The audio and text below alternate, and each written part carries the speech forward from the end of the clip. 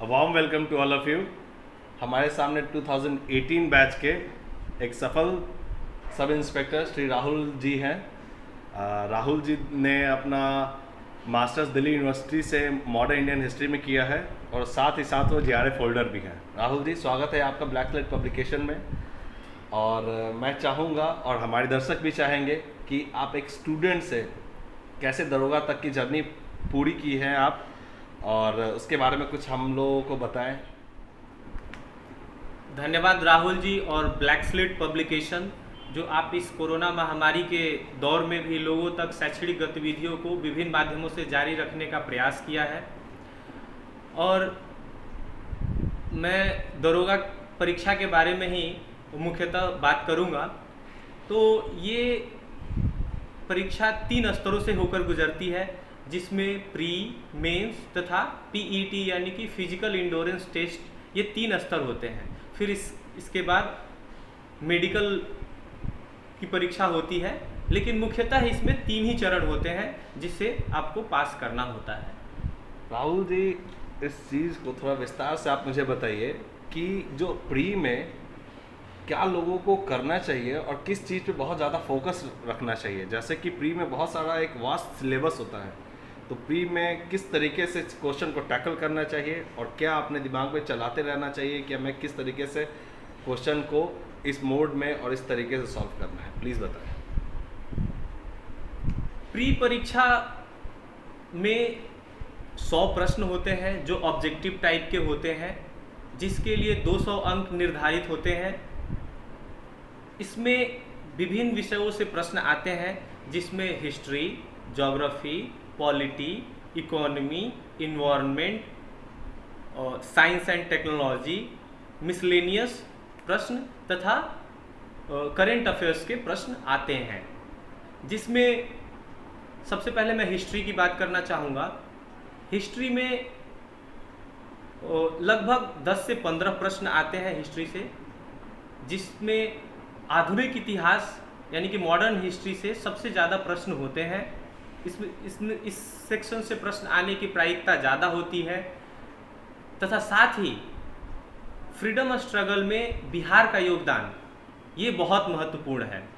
इसके बारे में भी आपको जानकारी रखनी चाहिए इसके लिए। और चूँकि बिहार का एक समृद्ध इतिहास रहा है, प्राचीन इतिहास भी, तो प्राचीन इतिहास से भी प्रश्न जैसे मौर्य काल, गुप्त काल से भी प्रश्न आने की संभावनाएं रहती हैं। और मॉडर्न मिडिवल हिस्ट्री से 2-3 प्रश्न आते हैं। इसके बाद अगर हम ज्योग्राफी की बात करें तो ज्योग्राफी से भी लगभग 10 से 15 प्रश्न आने की संभावना रहती है, जिसमें फिजिकल ज्योग्राफी, साथ ही साथ कुछ ऐसे ज्योग्राफी के प्रश्न जैसे कि महत्वपूर्ण डैम, महत्वपूर्ण लेक तथा महत्वपूर्ण थर्मल पावर प्रोजेक्ट्स, इन सब संबंधी प्रश्न परीक्षा में आते हैं। साथ ही इसके बाद अगर हम इकोनॉमी की बात करें तो इकोनॉमी से 4 से 5 प्रश्न होते हैं ज़्यादा से ज़्यादा, जो साधारण प्रवृत्ति के प्रश्न होते हैं, जो बेसिक फीचर ऑफ इकोनॉमी है उनसे प्रश्न, तथा साथ ही गरीबी, अशिक्षा, इन सब चीज़ों से प्रश्न आने की संभावना रहती है। चूँकि इन्वायरमेंट के प्रश्न हाल फिलहाल एग्जाम्स में बहुत आते हैं, तो इन्वायरमेंट को भी हमें अनदेखा नहीं करना पड़ेगा। इन्वायरमेंट से विभिन्न तरह के प्रश्न आते हैं, जिसकी संभावना 5 से 10 की होती है। इन 5 से 10 प्रश्नों में लगभग अंतर्राष्ट्रीय संस्थाएं तथा जो महत्वपूर्ण बैठकें हैं जो हाल फिलहाल या पिछले कुछ सालों में हुई हैं, उनके बारे में प्रश्न आते हैं। महत्वपूर्ण संस्थाओं में जैसे UNESCO, FAO, UNEP, red plus, इन सब संस्थाओं से के बारे में कुछ प्रश्न आते हैं। इन संस्थाओं के क्या कार्य हैं, उनसे कुछ साधारण प्रवृत्ति के प्रश्न आते हैं। साथ ही जो महत्वपूर्ण बैठकें हैं जैसे क्योटो प्रोटोकॉल, पेरिस कॉप, या फिर SDGs, या फिर मॉन्ट्रियल प्रोटोकॉल, इन सब बैठकों से भी प्रश्न आने की संभावना रहती है।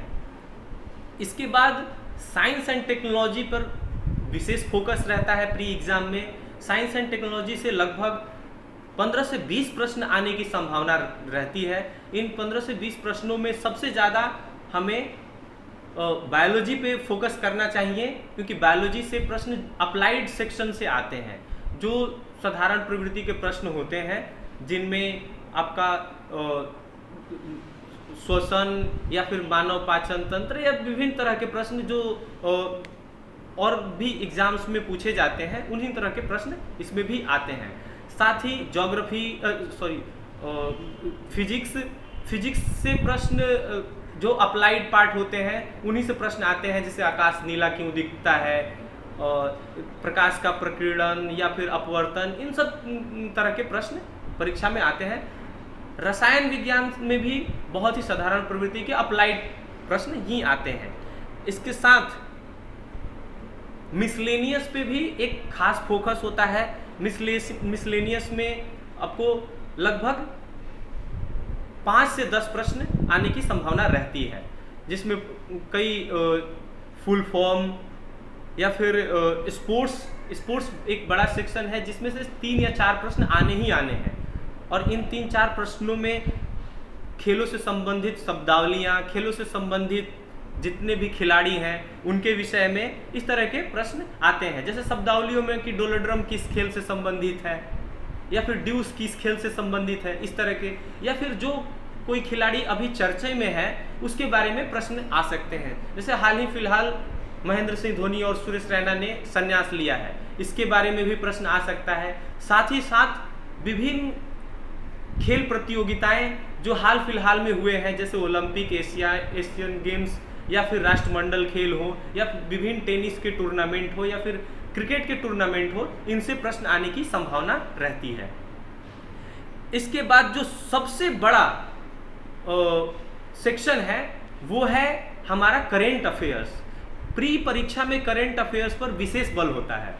प्री परीक्षा में ये कहे कि करेंट अफेयर्स केवल प्री परीक्षा में ही आता है, क्योंकि मेंस परीक्षा के सिलेबस में करेंट अफेयर्स है ही नहीं। इसी वजह से करेंट अफेयर्स से लगभग 20 से 30 प्रश्न आने की संभावना रहती है। अब तक जितने परीक्षाएं हुई हैं उनमें 20 से 30 प्रश्न प्री परीक्षा में करेंट अफेयर्स से आए हैं।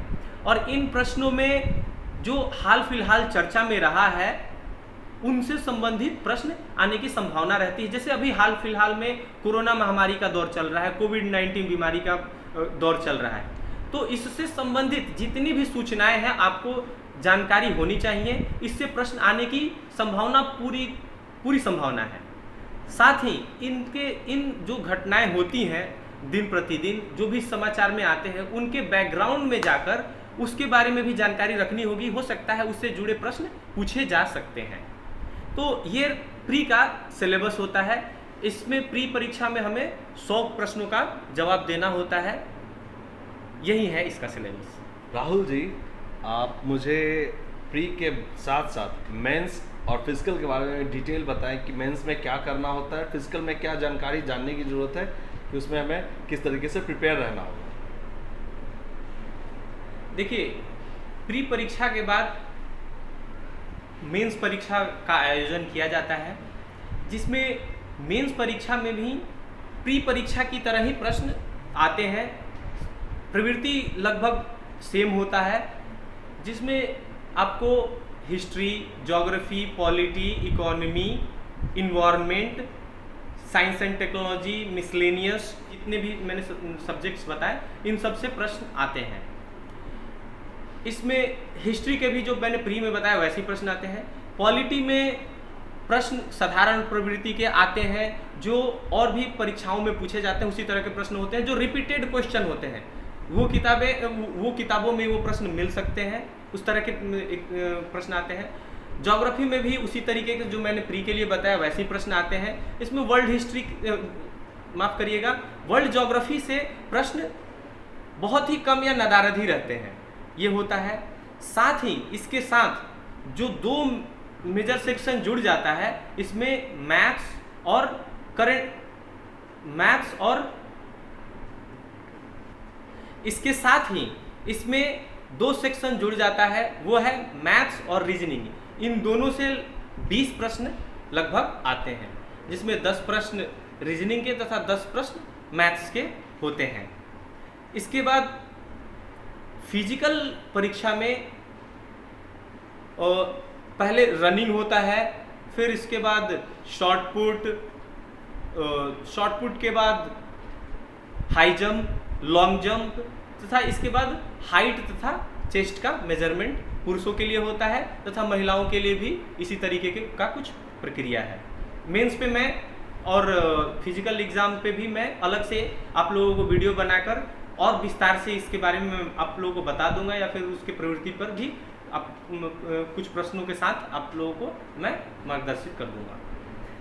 राहुल जी, मुझे उसके साथ ये आप बता दीजिए प्लीज़ कि बुक्स हैं, प्री है, मेंस है, फिजिकल क्वालिफिकेशन के लिए, इन सब सारी चीज़ों पे आपने बताया, उसके साथ साथ लोगों को स्पिरिट के लिए क्या करना चाहिए? जैसा कि आपने स्पिरिट की बात की, तो इस परीक्षा में सफल होने के लिए आपके अंदर एक डेडिकेशन होना चाहिए, लालसा होनी चाहिए, जिज्ञासा होनी चाहिए कि हाँ मुझे कुछ कर गुजरना है, इस परीक्षा में सफल हो जाना है।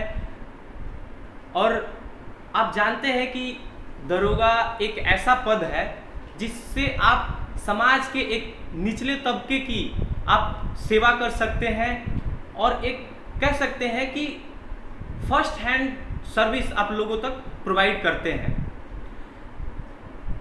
और इस परीक्षा में सफल होने के लिए कई किताबों का आप सहारा ले रहे होंगे, चाहे बाजार में भी बहुत सारी किताबें बिकती हैं। इसके अलावा ब्लैक स्लेट पब्लिकेशन द्वारा हम 20 दरोगाओं के मार्गदर्शन में एक प्रैक्टिस सेट पिछले साल तैयार किया गया था, जो पिछली दरोगा की परीक्षा हुई थी उसमें अभ्यर्थियों को बहुत ही उपयोगी साबित हुआ था। ये पुस्तक है जो पिछले साल हमारे मार्गदर्शन में ब्लैक स्लेट पब्लिकेशन द्वारा तैयार किया गया था। इस पुस्तक से फीडबैक के अनुसार, परीक्षार्थियों के फीडबैक के अनुसार लगभग 48 प्रश्न आई थी, उन लोगों ने बताया। और इसका ब्लैक स्लेट पब्लिकेशन द्वारा भी क्रॉस चेक किया गया, क्रॉस वेरिफिकेशन किया गया, तो पाया गया कि लगभग 48 क्वेश्चन इस परीक्षा में आए थे। थैंक यू राहुल, आप अपना कीमती समय ब्लैक स्लेट पब्लिकेशन को दिए और एक बहुत डिटेल नोट के साथ आपने लोगों को प्री, मेंस और फिजिकल के बारे में डिटेल बताया। साथ ही साथ मैं आप सबको ये बता दूं कि पिछले साल ब्लैक स्लेट ने एक बुक निकाली थी दरोगा की, जिसमें से डायरेक्ट 48 क्वेश्चंस आए थे। और एक गुड न्यूज़ के साथ मैं अनाउंस कर रहा हूँ ये कि हमारी दूसरी पुस्तक भी लाइन में है और वो आगे के 3 से 4 दिनों में मार्केट में अवेलेबल हो जाएगी। और मैं बाकी दर्शकों को ये बताना चाहता हूँ कि इस टाइप की सारी वीडियो को देखने के लिए आप इस चैनल को सब्सक्राइब करें और ज़्यादा से ज़्यादा लोगों तक इसको शेयर करें। Thank you Rahul.